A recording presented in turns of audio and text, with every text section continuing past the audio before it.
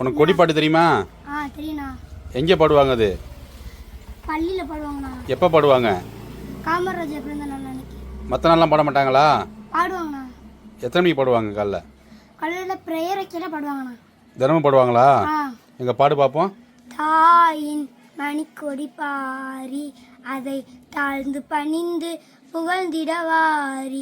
தாயின் மணிக்கொடி பாரி ஓங்கி வளர்ந்ததோர் கம்பம் அதன் உச்சியில் மேல் வந்து மாதளம் என்று பாங்கி எழுது திகழும் செய்ய பட்டோலி வீசி பறக்குது பாரு. தாயின் மணிக்கொடி பாரி தங்கள் நல்லுயிர் நீந்தும் கொடியினை காப்ப தாயின் மணிக்கொடி பாரி. பாட்டனா?